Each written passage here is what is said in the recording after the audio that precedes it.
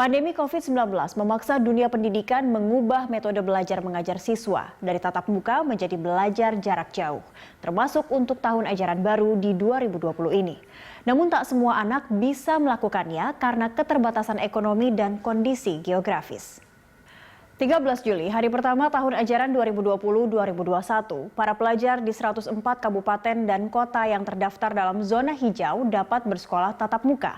Pembelajaran tatap muka di zona hijau merujuk surat keputusan bersama SKB 4 Menteri, Menteri Pendidikan dan Kebudayaan, Menteri Agama, Menteri Kesehatan, dan Menteri Dalam Negeri diberlakukan secara bertahap. Mulai dari tingkat SMP dan SMA, disusul SD, kemudian PAUD dengan jarak 2 bulan. Tentu dengan penerapan protokol kesehatan yang ketat. Pengertian wilayah dengan zona hijau yaitu daerah yang pernah ditemukan kasus positif COVID-19 kemudian berhasil menekan laju penyebarannya. Ini termasuk daerah yang sama sekali tidak pernah ditemukan kasus positif.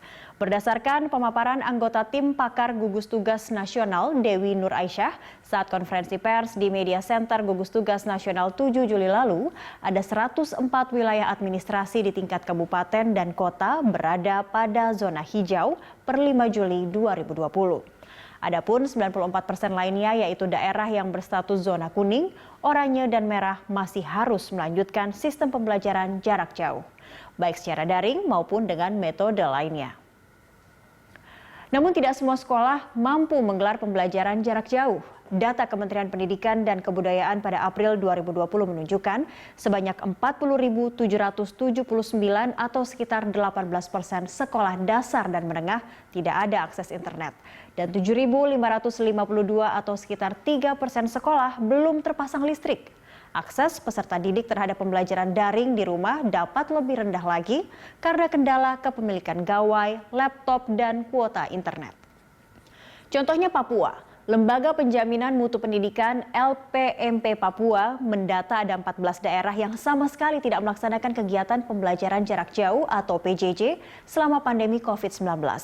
Ini meliputi daerah Puncak, Puncak Jaya, Yalimo, Mamberamo Tengah, Dogiyai, Deyai, Intan Jaya, Lani Jaya, Nduga, Asmat, Bovendigul, Yahukimo, Pegunungan Bintang, dan Memberamo Raya. 14 daerah ini infrastruktur internetnya terbatas.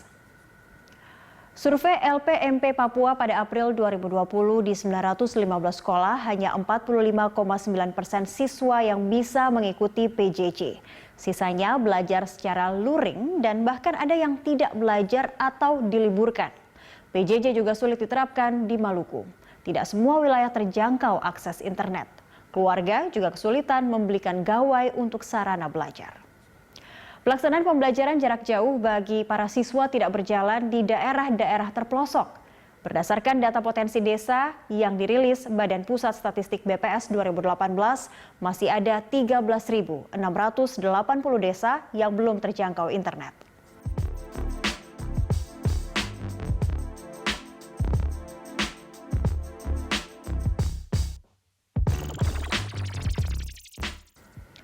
Kesenjangan digital membuat anak yang selama ini terpinggirkan kian tersisih. Di Indonesia, banyak siswa belum memiliki akses pada komputer dan internet.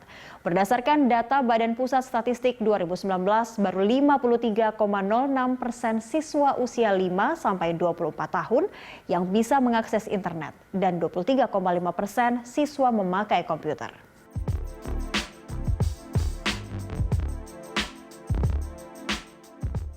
Sementara merujuk data potensi desa BPS, berikut persentase desa yang tidak memiliki sinyal telepon seluler atau sinyal internet dari jumlah desa di provinsi terkait.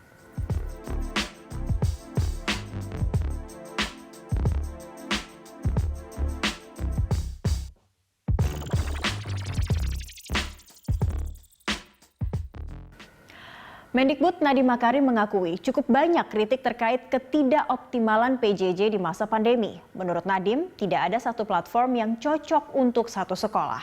Adapun untuk para siswa yang tidak memiliki akses internet, Kemendikbud meluncurkan program belajar dari rumah kolaborasi dengan TVRI.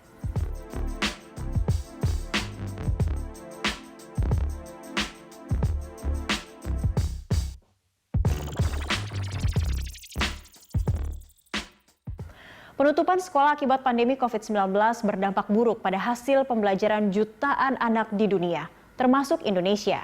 Efek pandemi menambah kendala yang dihadapi anak-anak miskin dalam menuntaskan pendidikan. Laporan Tujuan Pembangunan Berkelanjutan atau Sustainable Development Goals 2020 yang diterbitkan PBB pada 7 Juli 2020 menyebut penutupan sekolah menghambat akses pendidikan. Penutupan sekolah di lebih dari 190 negara termasuk Indonesia mengakibatkan 90% atau 1,5 miliar siswa tidak dapat sekolah. Sekitar 500 juta siswa atau 33% tidak bisa mengikuti pembelajaran jarak jauh karena kendala akses perangkat teknologi dan internet.